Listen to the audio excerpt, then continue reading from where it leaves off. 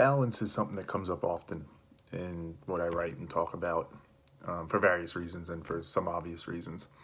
And inevitably, when talking about balance, usually extremes come up too.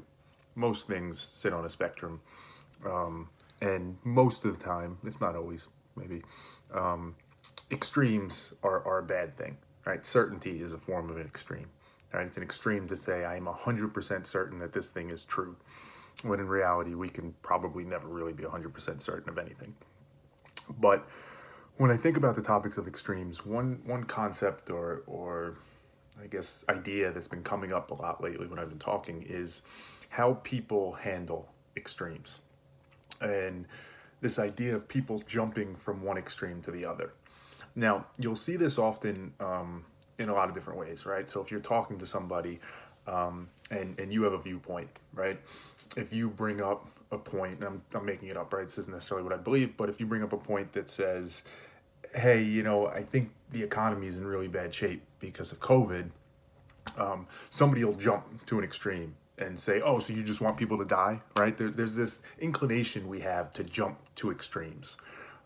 It probably relates back to the point of simplicity. Extremes, I guess, are just easier. There's less nuance, there's less complexity. It's all the way there at the extreme. There's not any middle ground, there's no gray. So people like to do that, right? And that comes up often. And you'll see that in arguments and discussions, and oftentimes it derails conversations because it is sacrificing the truth for simplicity. It's projecting or claiming that somebody's making a claim that they're not. It often gets the other person defensive. But where I see a similar thing happen is internally with people, where they will jump from one extreme to the other. They are so afraid of one extreme, right? That to protect themselves from it, they will go to the other extreme, or sometimes they won't even recognize it, right? They do whatever they can to stay away from that extreme, not even realizing that they might be going to the other extreme, right? And that's equally as problematic for people.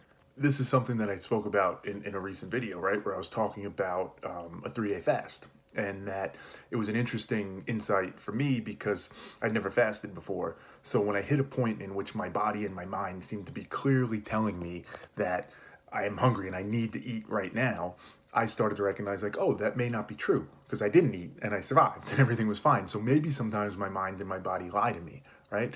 An example of somebody going from one extreme to the other would be in the prior case, I was at one extreme. Whenever my body and my mind told me something that was kind of that deep and that potent as hunger is, I assumed it must be true. I was at that extreme. I was certain if my body says that, then I have to eat because it must be true. What you can do then is you say, oh, wow, shit, I didn't realize that I was at that extreme and that I was mistaken in that. You jump all the way to the other extreme. And you say, I'm never going to trust my mind and my body. I don't trust it at all. I'll never listen to it again because it's wrong. Well, that's no better. Now you're just making the same mistake on the other side. But that happens so often where we want to jump from one extreme to the other. And as I said, it's in some ways it's intuitive, it's logical, a little illogical, because that's an easier path, right? Oh, I'm either always going to listen to what my body tells me or I'm never going to listen to it. Simple, easy, binary choice. We love that.